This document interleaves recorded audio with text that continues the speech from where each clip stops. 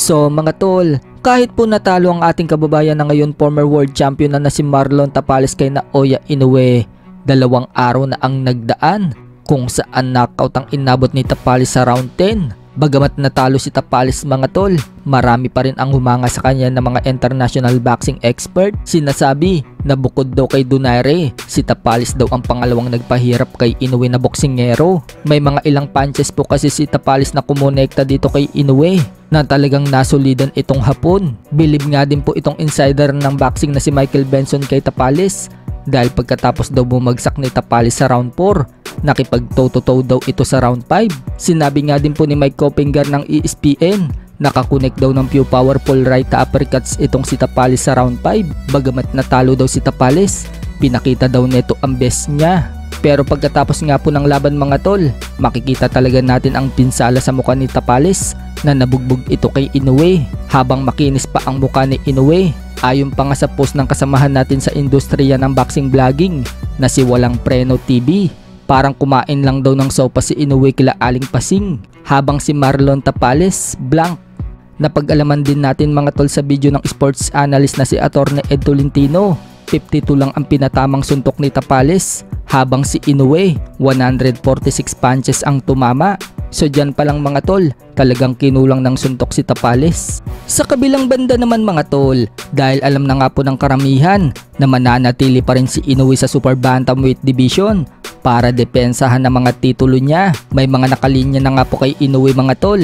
Yan po ang labang kay Luis Pantera Nery na inaayos na daw ngayon at baka maganap daw yan sa bandang April or May sa susunod na taon. At pati na din ang laban dito kay Murodjon Akhmadaliev.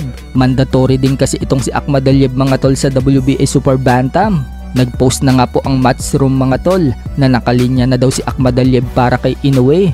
Pero ika ng mga fans ni Casimero, dapat daw si Akhmadaliev muna versus Casimero habang hinihintay daw ang mananalo dito kay Inoue versus Luis Nery. Doon daw kasi malalaman mga tol kung talaga bang may ibubuga si Casimero kay Inoue kapag tinalo kasi ni Casimero itong si Akhmadaliev sa isang impresibong pagkapanalo na hindi nagawa ni Tapales na umabot lang sa desisyon noon ng panalo dito kay Akhmadaliev. So malaki daw ang tsansa na kakayanin daw ni Casimero makipagsabayan dito kay Inoue. So mukhang maganda nga po yung Casimero versus Akhmadaliev dahil isa talaga si Akhmadaliev ang punteriya ngayon ng kampo ni Casimero. Sana nga maikasa ang laban na yan. Kung sakaling talunin ni Casimero itong si Akhmadaliev, si Casimero na ang magiging mandatory sa WBA pag nagkataon. Speaking of Casimero mga tol, panay nga po ang hamon niya ngayon kay Inoue matapos matalo ni Tapales. Bumanat na naman kasi itong si Casimero sa isang video niya.